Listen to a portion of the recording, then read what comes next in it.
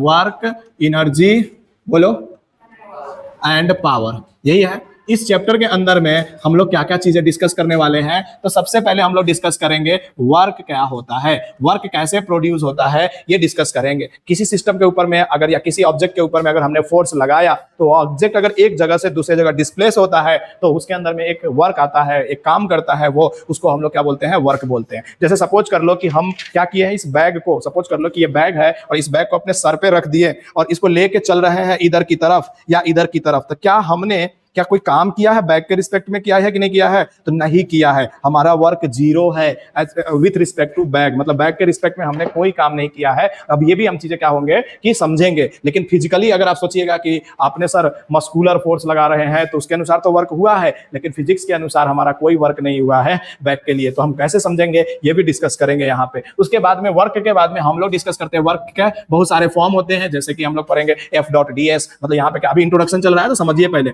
F.ds होता है या F.s होता है, या इसी को हम लोग बोलते हैं Fs cos थीटा बोलते हैं। अब यहाँ पे फोर्स क्या हो सकता है बच्चा, वेरिएबल फोर्स हो सकता है या कांस्टेंट फोर्स हो सकता है, तो इसके बारे में डिस्कस करेंगे। जब इसको खत्म होता है तभी हमारे पास में एक टॉपिक आ जाता है जिसको हम लोग बोलते हैं वर्क एनर्जी थ्योरम।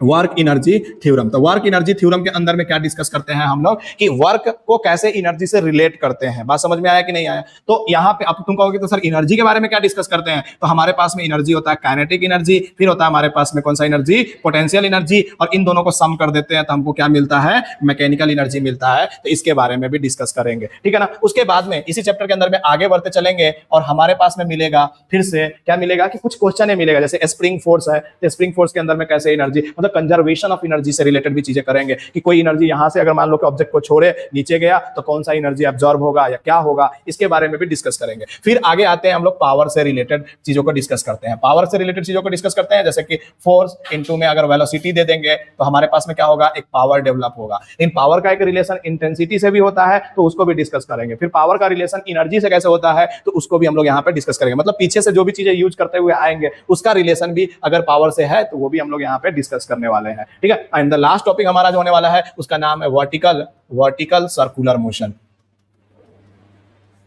हम लोग सर्कुलर मोशन तो डिस्कस कर चुके हैं, पता है क्या आप लोगों को, लेकिन वहां पे हमने एक भी पॉइंट वर्टिकल सर्कुलर मोशन का यूज नहीं किए हैं। क्यों नहीं किया वहां पे? बिकॉज वर्टिकल सर्कुलर मोशन के अंदर में जितने भी चीजें हैं वो वर्क पावर एनर्जी के यूज से किया जाता है। मतलब कि यहां से कोई ऑब्जेक्ट को अगर ऐसे रोटेट करा रहे हैं तो उसको कितना मिनिमम वेलोसिटी देंगे कि वो क्या होगा, रोटेट करना चालू कर देगा। देखिए 1 साइकिल पूरा करेगा, यानी 1 सर्कल के अंदर में पूरे सर्कल कर लेगा, कितना मिनिमम वेलोसिटी, क्या हर वो वेलोसिटी उसको क्या वर्टिकल सर्कुलर मोशन करवा देगा क्या? सपोज करो कि मेरे पास में ये पेन है और मैंने इस पेन के अंदर में क्या कर दिया है, समझने के लिए ऐसे ही जस्ट रुक जाओ 1 मिनट, कहाँ गया, चलो इसी को कर लेते हैं। जैसे सपोज कर लो कि ये हमारे पास में पेन है और मैंने पेन को यहाँ पे सेट कर दिया, इसी तरह ऐसे ही सेट कर दिया है, और मैंने बोला क्या कि अब इसको वर्टिकल सर्कुलर मोशन का, सर्कुलर मोशन तो तुम लोग पढ़े हो ना सबके सब, तो हमको इसको वर्टिकल सर्कुलर मोशन कराना था। वर्टिकल सर्कुलर मोशन का मतलब कैसे होगा सर, इस तरह से होगा कि नहीं होगा सर्कुलर मोशन, तो क्या हर वेलोसिटी इसको वर्टिकल सर्कुलर मोशन करवा देगा क्या? ये बात को समझना होगा। क्या नहीं करवा सकता है? क्या देखो ना अभी कर रहा है, क्या मैं इतना वेलोसिटी दिया, क्या ये पूरे के पूरे ऊपर चला गया क्या? तो कुछ वेलोसिटी होगा जो इसको यहाँ पर लेकर के चला जाएगा, इस मतलब हॉरिजॉन्टल पॉइंट पर लेकर के चला जाएगा। कुछ इससे ज्यादा वेलोसिटी देंगे तो जस्ट ऊपर जाकर के एक राउंड मार करके चला आएगा। अगर उससे भी ज्यादा देंगे तो क्या होगा, 2-3 बार ऐसे करते चला जाएगा कि नहीं। तो हमें मिनिमम वेलोसिटी कितना देंगे जिससे कि वो सर्कुलर मोशन होगा। ये सारे टॉपिक जो है हमारे पास में क्या है डिस्कस। फर्स्ट लिखो राइट डाउन द वर्क, और वर्क के बारे में लिखो फटाफट वर्क। अब देखो हमारे पास में 2 तरह के फोर्स होते हैं, एक होता है कांस्टेंट फोर्स और एक होता है वेरिएबल फोर्स। तो सबसे पहले डिस्कस करते हैं work by the variable force. तो लिखो work done by the work done by the constant force. सबसे पहले कांस्टेंट फोर्स के बारे में डिस्कस कर लेते हैं, फिर वेरिएबल फोर्स के बारे में डिस्कस करेंगे। Work done by the constant force, first लिखो work done by the constant force, work done by the constant force, work done by the constant force, constant force. जब भी हम बात करेंगे work done by the constant force तो इसके अंदर में क्या क्या चीजें होगा इसके बारे में डिस्कस करेंगे। तो लिखेंगे इसके बारे में व्हेन अ कांस्टेंट फोर्स, पहले लिख लेते हैं थोड़ा सा पॉइंट बना करके। क्या देखो थ्योरी भी हमें जरूरी है अपने लोगों को, क्यों? क्योंकि थ्योरी नहीं देंगे तो आपका इतना भी इंग्लिश अच्छा नहीं है कि सब चीज अच्छा चलेगा, तो इसलिए हर चीज जरूरी है, तो जैसे जरूरी है वैसे दे रहे हैं। तो लिखेंगे when a constant force acts on a when a constant force acts on a particle, when a constant force act on a particle and particle moves through and particles move through and a particle moves through a displacement then the force is said to do work on the particle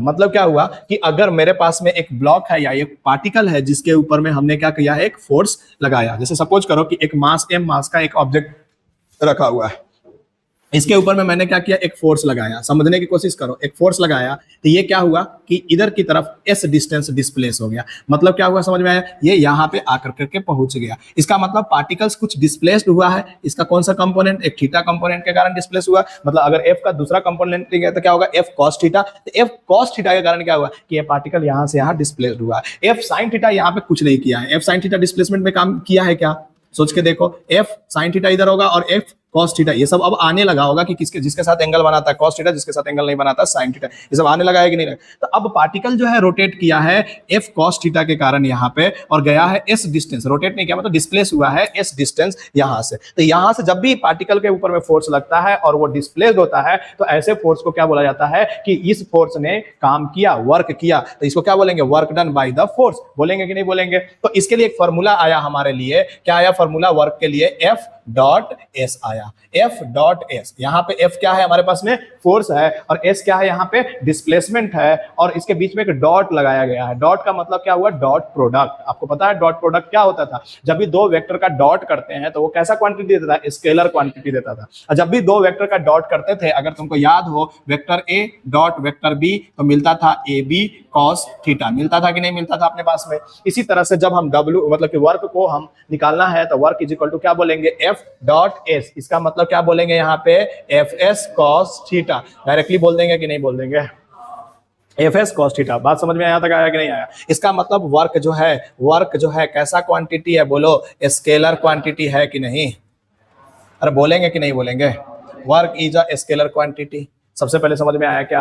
अगर तुमसे पूछे work का unit क्या होता है, ऐसा unit पूछे चाहे यूनिट पूछे तो क्या बोलोगे, सर वर्क का यूनिट। तो ऐसा यूनिट अगर पूछेगा तो क्या बोलोगे, जूल, क्या बोलोगे इसको, जूल, या क्या बोलोगे, न्यूटन मीटर। बात समझ में आया कि नहीं आया, आया क्या, राइट डाउन फास्ट, देन आगे की बातें करते हैं।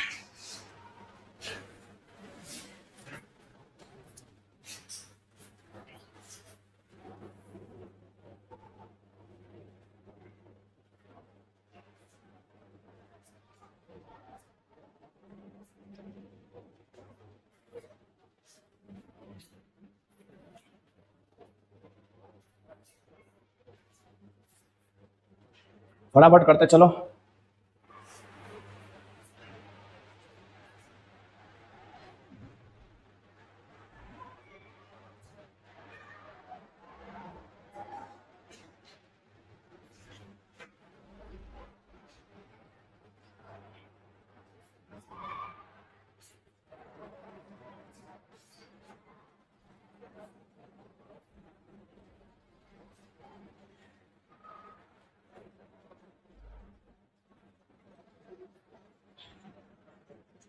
हो गया, चलो आ जाओ, देखो इधर।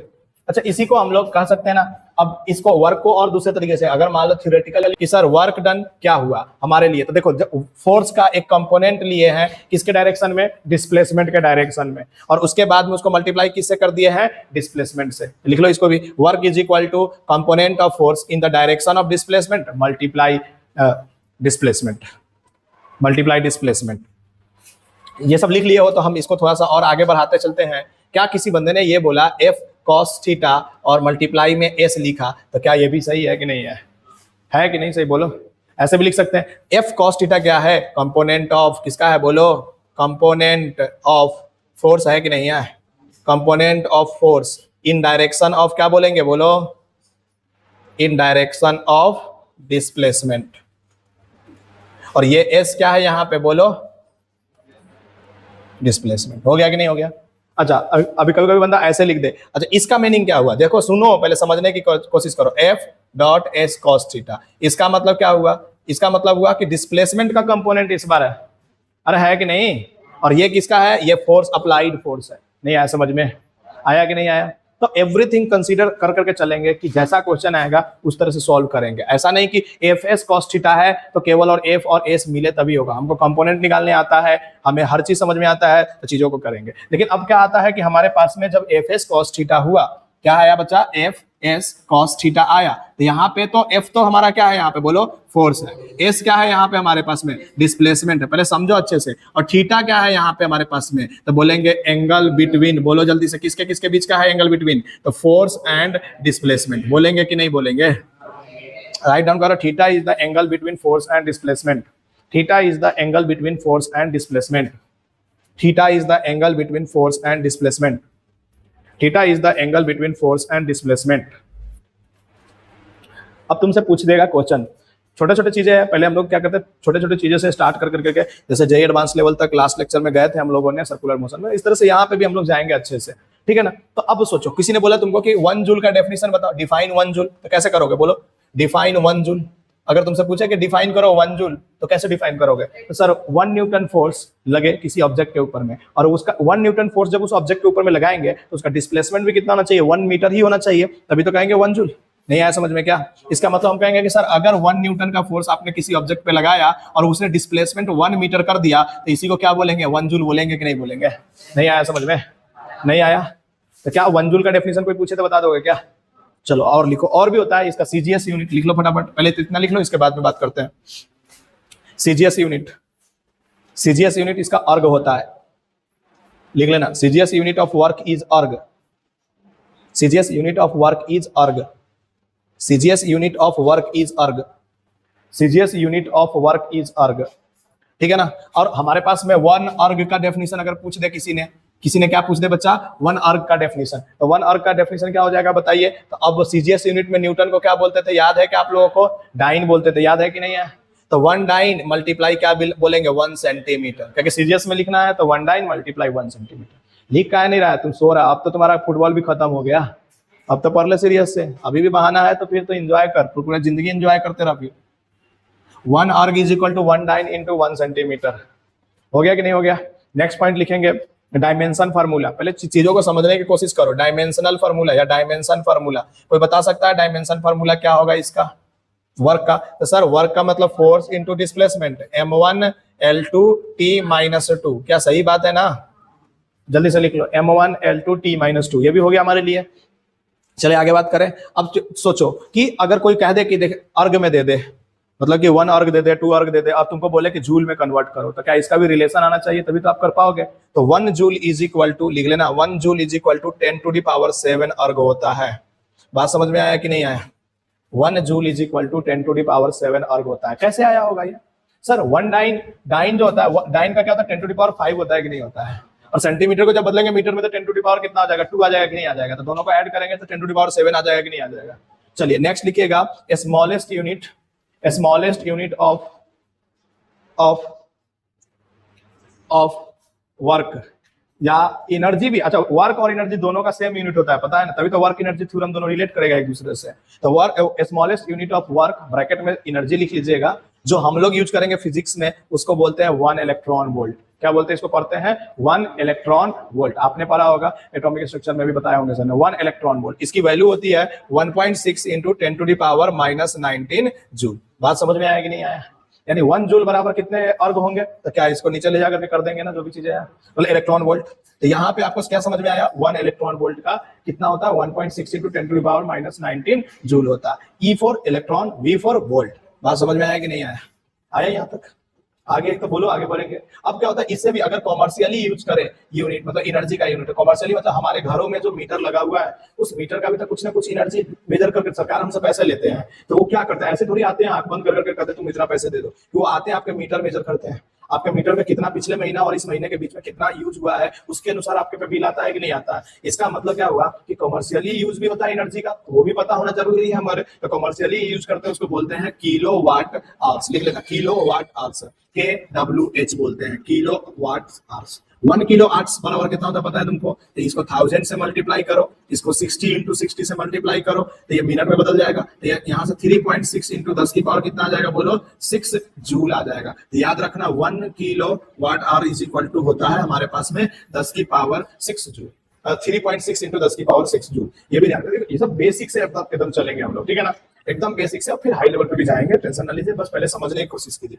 क्या होता है कि हमारा बेसिक कमजोर होता है और हम आगे बढ़ जाते हैं, इसके कारण क्या होता है कि बच्चे से क्वेश्चन नहीं बनता। और मैंने आपको बताया है कि उसके अंदर में जो आपने जो किताब खरीदा है ना, उसके अंदर में ऑर्डिनरी क्वेश्चन करके एक आएगा आपके पास में, उस ऑर्डिनरी क्वेश्चन को सॉल्व कीजिए, हर टॉपिक को उठाइए और उस ऑर्डिनरी क्वेश्चन को सॉल्व कीजिए, उससे आपके दिमाग बढ़ेंगे और आपके एबिलिटी जो होगा ना, सोचने का तरीका जो होगा वो बदलेगा। बात समझ में आया? चलिए नेक्स्ट लिखिए, work done by next point बनाइए, work done by multiple forces and variable forces, work done by multiple forces and variable forces, work done by multiple forces and variable forces.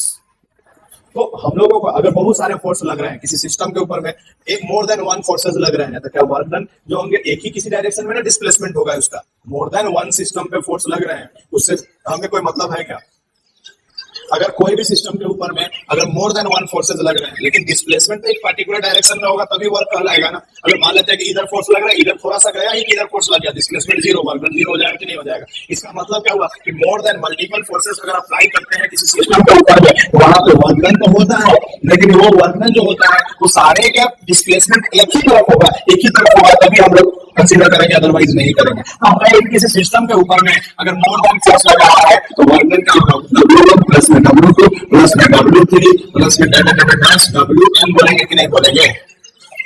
जब इसको प्राप्त करें, ठीक है, तो यहाँ से हम लोग work done is equal to क्या लिखेंगे? F1 इनटू में DS लिखेंगे इसके लिए। अभी तो पढ़ा है F1 अब स्मॉल डिस्प्लेसमेंट हो रहा है तो DS यूज करेंगे। अगर ग्रेटर है तो ज्यादा डिस्प्लेसमेंट हो रहा है, कंपेरेबल है, तो उसके लिए क्या S लिखते हैं, पता है ना आप लोगों को? इसके लिए क्या लिखेंगे? F1 DS प्लस में क्या लिखेंगे बोलिएगा? F2 DS, फिर क्या लिखेंगे आप लोग? F3 DS लिखेंगे कि नहीं? प्लस में W DS क्या लिखते हैं बहुत जल्दी से? F4 DS लिखेंगे कि नहीं लिखेंगे? जब भी वेरिएबल होता है उसको क्या करते हैं लोग? इंटीग्रेट करते हैं कि नहीं करते हैं? समझ में आया कि नहीं आया? यहाँ से अगर आप देखोगे सब में DS है तो मैं डायरेक्ट सम से लिख देता हूँ F1 plus F2 sum of all forces into the value of DS, और इसी का इंटीग्रेट कर दूंगा, हमारा काम हो जाएगा। तो वर्क डन का वेरिएबल फोर्सेस समझ में आएगा क्या? जल्दी से करो, चलो करते चलो। जल्दी निकालो। अच्छा सामने क्या बोलते हैं?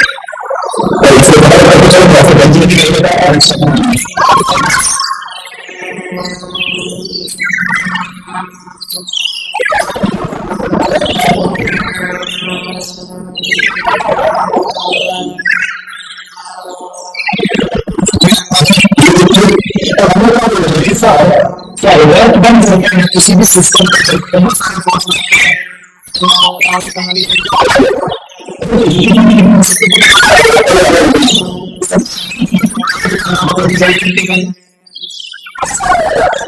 किसी सिस्टम हमारे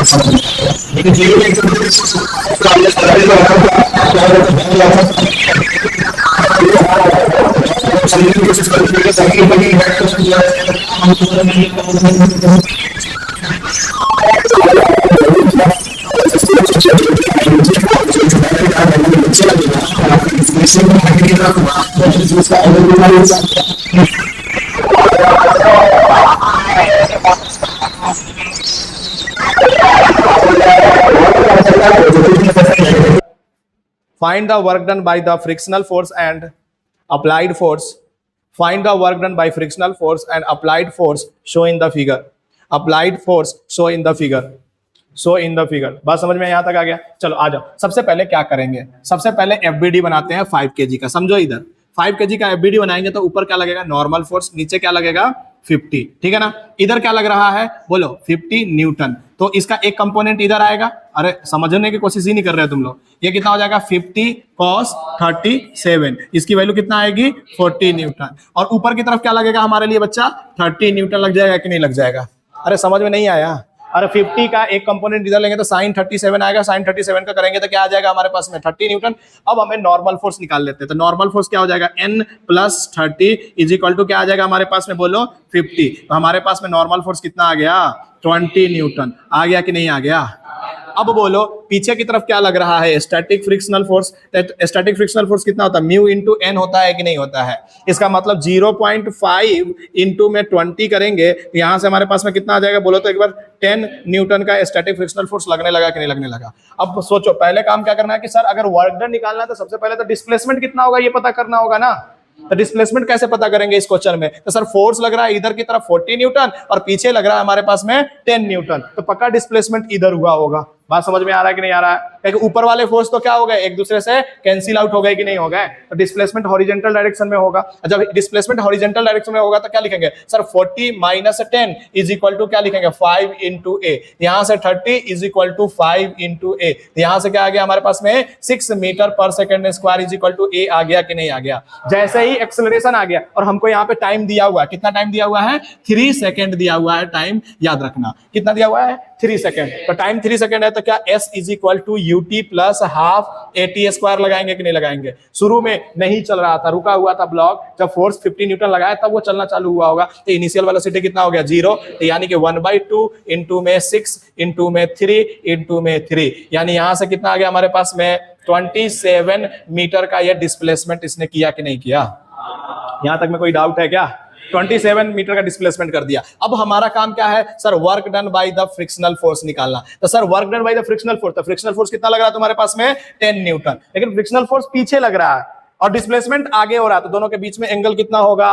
180 डिग्री। तो क्या बोलेंगे हम लोग? बोलो जल्दी से। 10 इंटू में 27 इंटू में cos 180 डिग्री, यानी कि -270 जूल। आ गया कि नहीं आ गया? अरे आया समझ में कि नहीं आया? बोलना होता है। तुम लोग चुप पे बैठे रहो तो थप्पड़ मारने का मन करता है। बोलना होता है ना। तो जल्दी से बोलो work done by the force कितना लिखेंगे? Applied force. तो क्या लिखेंगे? बोलो जल्दी से। कौन सा फोर्स अप्लाइड फोर्स लेंगे? यानी कि 30 न्यूटन लेंगे या 40 न्यूटन लेंगे? जल्दी से बोलो। कौन सा लेंगे? 40 न्यूटन। तो यानी कि 40 मल्टीप्लाई डिस्प्लेसमेंट कितना हो गया 27, और उसके बाद में हमारे पास में एंगल पूछेगा, तो एंगल कैसे निकालेंगे सर? 40 न्यूटन इधर लग रहा है, डिस्प्लेसमेंट भी इधर ही जा रहा था हमारा, तो दोनों के बीच का एंगल कितना हो गया 0। इसका मतलब कॉस क्या लिखेंगे यहाँ पे तुम लोगों को 0। यहाँ पे जैसे लिखेंगे तो क्या लिखेंगे 40 इंटू में 27। क्या इसको मल्टीप्लाई करके लिख सकते हो? क्या लिख सकते हो? कितना आएगा 1080 जूल। आ गया कि नहीं आ गया? अब तुमसे पूछेगा टोटल वर्क डन कितना हुआ, तो टोटल वर्क डन के लिए क्या लिखेंगे 1080 माइनस में 270 लिख देंगे कि नहीं लिख देंगे? इसको सब्ट्रैक्ट करके जो वैल्यू आएगा लिख दोगे ना 810, तो 810 जूल। आ गया कि नहीं आ गया? जल्दी से फटाफट कर डालो।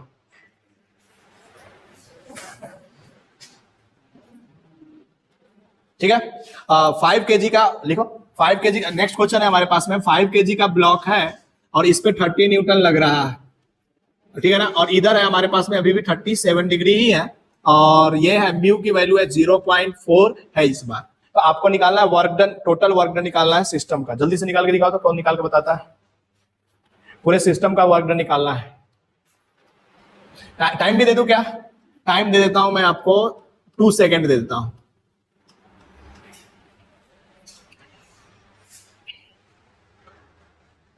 तो आप लोग निकाल ही रहे हो, तब तक हम भी कुछ कुछ कर लेते हैं। टाइम बर्बाद करने से कोई फायदा है नहीं। तो पहले मैं क्या करूंगा, इसका एफबीडी बनाऊंगा, सही बात है ना, और नीचे क्या लिखूंगा 50 लिखूंगा। इधर बोलो अगर ये 30 न्यूटन है तो इधर क्या हो जाएगा, बोलो जल्दी से। 30 ये 37 है तो 30 कॉस 37 लिखेंगे कि नहीं लिखेंगे? और ऊपर क्या लिखेंगे हम लोग, बोलो 30 साइन 37 लिखेंगे कि नहीं लिखेंगे?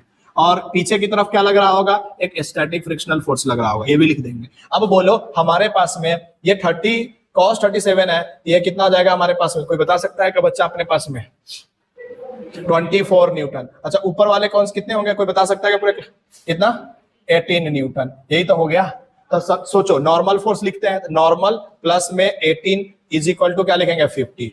यहां से हमारे पास में नॉर्मल फोर्स कितना आ रहा है 32 न्यूटन। सबका आया है क्या ये 32 न्यूटन? Very good 32। तो पहले काम करेंगे स्टैटिक फ्रिक्शनल फोर्स निकालने का, तो म्यू इनटू में एन करेंगे, तो म्यू 0.5 मल्टीप्लाई क्या करेंगे 32। हमारे पास में कितना आ जाएगा इससे वैल्यू? किसी का आया है क्या फ्रिक्शनल फोर्स? 12.8। अच्छा 4 न्यूटन 4 है क्या? स्टैटिक फ्रिक्शनल फोर्स 0.4 इंटू 32 कितना आया है 12.8। यहां तक तुम लोगों ने कर लिया, बहुत अच्छा लगा कि तुम लोग कर रहे हो क्वेश्चनों को।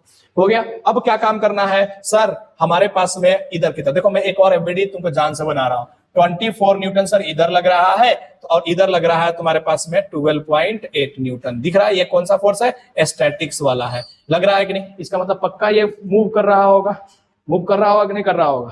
इसका मतलब क्या लिखेंगे 24 माइनस 12.8 इज इक्वल टू क्या लिखेंगे 5 इंटू ए लिख देंगे कि नहीं लिख देंगे? याद है आप लोगों को? हम लोग ये कब पढ़े थे? न्यूटन्स लॉ ऑफ मोशन में पढ़े थे, ऐसे करते थे फ्रिक्शन फोर्स में। तो बोलो 24 में से इसको जब सब्ट्रैक्ट करोगे तो कितना आएगा 11.2 इज इक्वल टू 5 इंटू ए। यहां से 11.2 बाई में 5 इज इक्वल टू एक्सेलरेशन। किसी का आया क्या इसकी वैल्यू?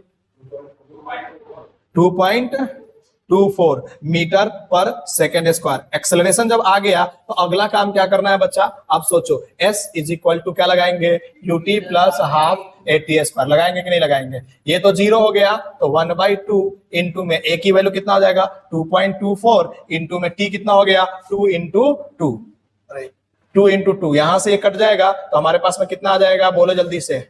4.8 मीटर आ गया कि नहीं आ गया? देखो तो इतने चीजें करना है भाई वर्क और एनर्जी में। पहले तक हम लोग इतना ही तक करके छोड़ देते थे, एक्सेलरेशन निकाल लेते थे, हो जाता। अब उससे काम चलेगा क्या? तो थोड़ा सा ये होगा हार्ड, लेकिन ठीक है समझ में आएगा। चलो अगला काम क्या करना है, work done by the frictional force. जल्दी से कोई बच्चा बताएगा क्या work done by the frictional force क्या होगा? तो सर माइनस लगा लो पहले ही, क्यों? क्योंकि फ्रिक्शनल फोर्स पीछे लग रहा है तो 180 डिग्री आएगा माइनस। अब बोलो फ्रिक्शनल फोर्स कितना है तुम्हारे पास में? बोलो 12.8 मल्टीप्लाई कितना करेंगे 4.8 कर देंगे। सही है क्या ये?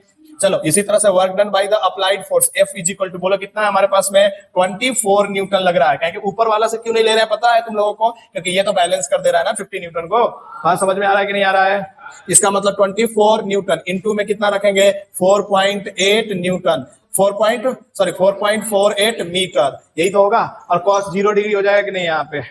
अब हमारे पास में टोटल वर्क पूछा आएगा क्वेश्चन के अंदर में, तो क्या करेंगे दोनों को ऐड कर देंगे ना हम लोग। अब माइनस है तो माइनस रहेगा, प्लस है तो प्लस रहेगा। तो 24 इंटू में 4.48 और माइनस हो जाएगा 12.8 इंटू में 4.48, होगा कि नहीं होगा? यहां से अगर तुम देखोगे तो 4.48 को कॉमन ले लो, थोड़ा सा आसान हो जाएगा। तो 24 माइनस 12.8 हो जाएगा कि नहीं?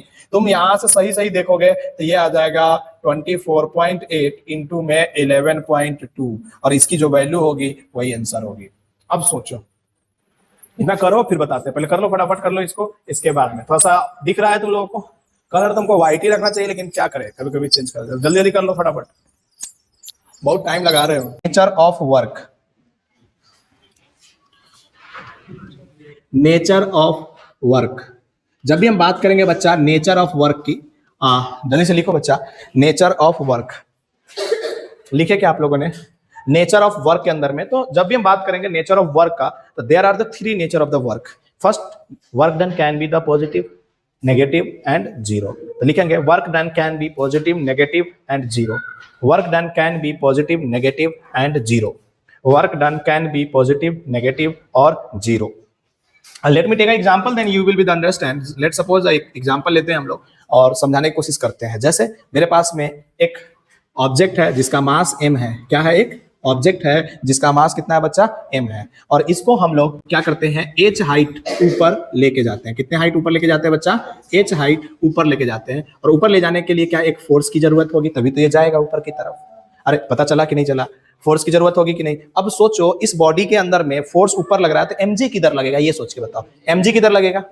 नीचे की तरफ। Very good. नीचे की तरफ क्या लगेगा बच्चा?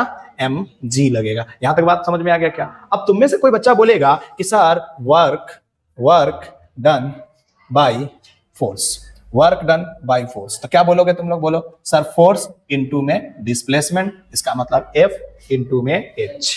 अच्छा, ऊपर की तरफ देखो, फोर्स भी ऊपर लग रहा है बच्चा और डिस्प्लेसमेंट भी ऊपर हो रहा है, इसका मतलब थीटा कितना हो जाएगा इसके अंदर में? 0 डिग्री। तो यहां से हमारे पास में क्या आएगा? FH आ जाएगा कि नहीं आ जाएगा? इसी तरह से अगर तुमसे पूछे वर्क डन बाय बोलो weight force, WEIGHT, weight force. तो वेट फोर्स क्या है यहाँ पे? mg। बच्चा सुनो, समझने की कोशिश करो, वेट फोर्स क्या है यहाँ पे? mg किधर लग रहा है? नीचे की तरफ। और फोर्स किधर, डिस्प्लेसमेंट किधर हो रहा है? ऊपर की तरफ। इसका तो दोनों के बीच का एंगल कितना हो गया? 180। तो क्या लिखेंगे यहाँ पे? mg.h और कॉस कितना लिखेंगे बोलो यहाँ पे? 180। डायरेक्ट मैं मतलब कि कॉस थीटा में पुट कर दे रहा हूँ। इसकी वैल्यू कितना आ जाएगी? -mgh आ जाएगा कि नहीं आ जाएगा? तो हमने work done by the weight force, her force का अलग अलग वर्क डन होगा, हमने निकाल लिया। यहाँ पे हमने क्या देखा कि वर्क डन जो है ना ये पॉजिटिव है। देखो एग्जांपल के अंदर में F into H, that means positive work done. और नीचे वाले एग्जांपल में क्या देख रहे हो तुम? F इंटू एच माइनस में, इसका मतलब नेगेटिव वर्क डन हुआ कि नहीं हुआ? अगर ओवरऑल तुमसे पूछे टोटल वर्क डन क्या होगा, तो क्या बोलोगे बताओ? सर FH और -mgh बोलोगे कि नहीं बोलोगे? अरे बच्चा बोलोगे कि नहीं बोलोगे? बोल ही नहीं पा रहे हो ना तुम लोग। सबसे बड़ा सक्सेसफुल वही इंसान है जो हर टाइम बोलते रहे कुछ, जैसे मैं बोलते रहता हूं। तो बोलो यहां से क्या लिखेंगे? F -mg is equal into में h लिखेंगे कि नहीं लिखेंगे? अरे लिखेंगे कि नहीं लिखेंगे? अगर किसी बंदे ने तुमसे बोला, समझो, अगर किसी बंदे ने बोला कि ये बॉडी इक्विलिब्रियम में है, बॉडी किसमें है बच्चा? इक्विलिब्रियम में, तो क्या होगा? F जो होगा वो किसके बराबर हो जाएगा? mg के बराबर हो जाएगा कि नहीं हो जाएगा? अगर ऐसा होता है, F is equal to mg होता है, तब वर्क डन कितना होगा बोलो? 0। नहीं आया समझ में? तो मैंने क्या बोला? Work can be positive, can be negative, can be 0। हो सकता है कि नहीं हो सकता है बच्चा? फटाफट लिख डालो, फटाफट ऐड कर दो। ये कब की कंडीशन है? Body in equilibrium, body in equilibrium. फटाफट लिख डालोगे क्या? कितना टाइम लगा दोगे तुम लोग लिखने में, ये बताओ बस। इतना नहीं लोगो यार, 10 मिनट मत जाओ।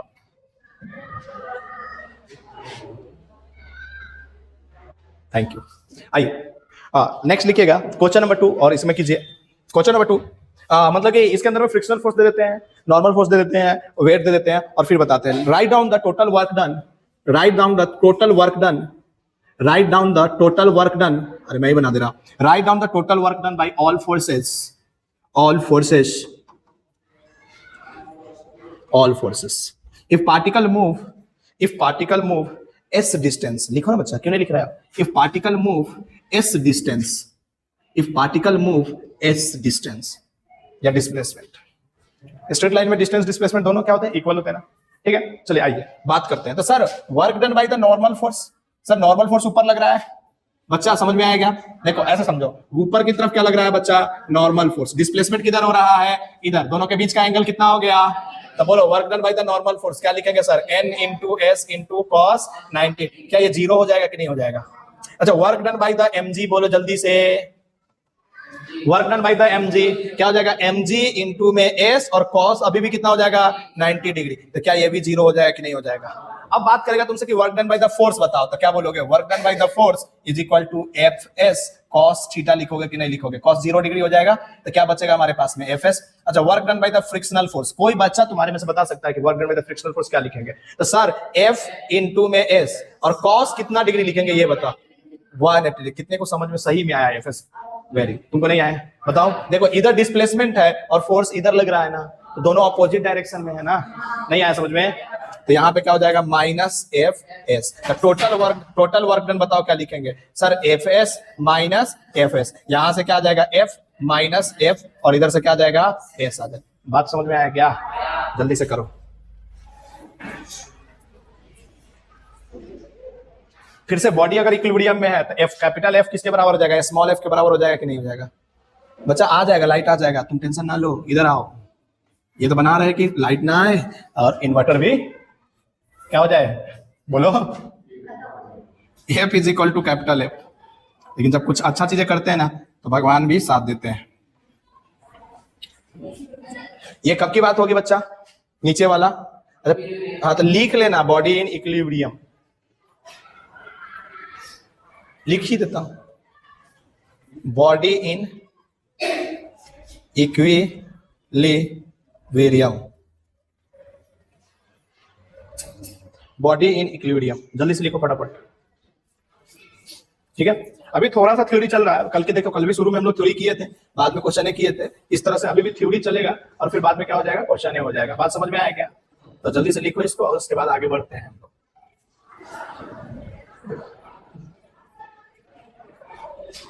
डिस्कस करें आगे की बातें, जल्दी से लिखो फटाफट। धीरे धीरे तुम लोगों को मेहनत करने की आदत हो जाएगी, इस लगता है मुझे, जैसे अब हो ही रहे हैं धीरे धीरे ना। पहले से ज्यादा सोचने की भी एबिलिटी बढ़ रहे हैं, हम बहुत सारी चीजें हो रहे हैं। हमको लगता है धीरे धीरे हो जाएंगे। आगे बढ़े बच्चा, लिखो लिखो। अब हम लोग थोड़ा सा थ्योरी पार्ट पढ़ेंगे, फिर उसके बाद आगे की चीजें करेंगे, ठीक है? और उसके बाद अच्छे अच्छे क्वेश्चन भी लाएंगे। तो लेकिन जीरो वर्क, पहले वर्क जीरो कब होता है इसके बारे में लिख लेते हैं। टॉपिक का नाम डाल दीजिए, छोटा सा टॉपिक है, जीरो वर्क। जीरो वर्क कब कब हो सकता है, सोच के बताओ बच्चा। कोई बच्चा बता सकता है जीरो वर्क कब हो सकता है? जब फोर्स और डिस्प्लेसमेंट एक दूसरे से कितने पे हो, 90 डिग्री पे हो। फोर्स ऊपर लग रहा है, डिस्प्लेसमेंट इधर लग रहा है, cos 90 डिग्री कितना होता है, जीरो। तो फर्स्ट पॉइंट ये लिख लो, force and displacement, force and displacement are perpendicular, force and displacement are perpendicular, force and displacement are perpendicular, force and displacement are perpendicular. Next point is displacement of point, displacement of point, next ये तो हो गया ना, दोनों perpendicular। second point लिखना, displacement of point of application, displacement of point of application of force is zero, displacement of point of application of force is zero। या force ही नहीं लगे किसी बॉडी के ऊपर में तभी तो जीरो होता। जैसे ये दीवार रखा हुआ है यहाँ पे, दीवार ये घर है तो यहाँ पे कोई फोर्स नहीं लग रहा है ना, और यहीं पे डिस्प्लेसमेंट नहीं हो रहा है, तो क्या यहाँ पे वर्क डन जीरो होगा कि नहीं होगा? लिखेंगे क्या चीज, लिखो net force acting on the body is zero, net force acting on the body is zero, net force acting on the body is zero, net force acting on the body is zero। Net force भी zero होता है body के ऊपर में, तभी क्या होगा हमारे पास में, डिस्प्लेसमेंट होगा। लास्ट है सर, अपने क्लास में थोड़ा सा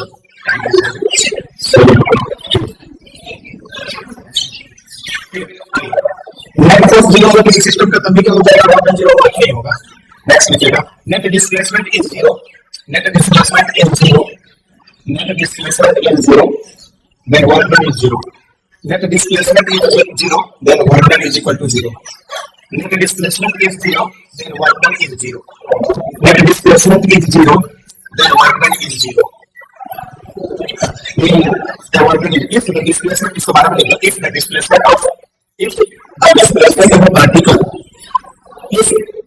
displacement of a particle, if the displacement of a particle or body, if the displacement of a particle or body is 0, common now whatever be the force, whatever be the force, work done is 0. Whatever be the force, work done is 0. Work done is 0. So I can go except non-conservative force. Except non-conservative force. Except non-conservative force. Except non-conservative force. Okay. Next we go when a person non-conservative force में आगे चलने के बाद जो बाकी का non-conservative force, conservative force कैसे already discuss किया. Next so यहाँ पे अगर बोला है कि displacement 0 है, कुछ भी force लगा दो, कुछ भी non-conservative force का क्या कहानी है? When a person displace, when a person tries to displace, when a person tries to displace or any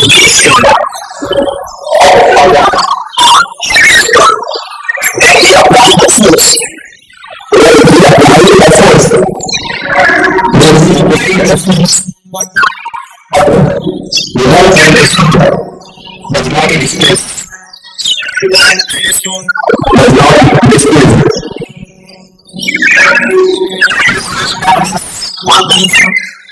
That means what is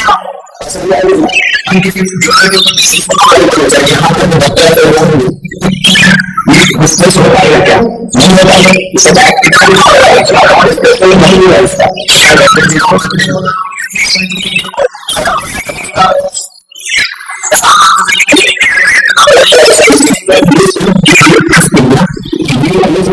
does not work.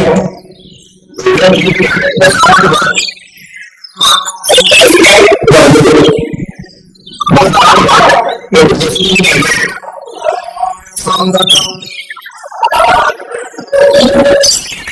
does not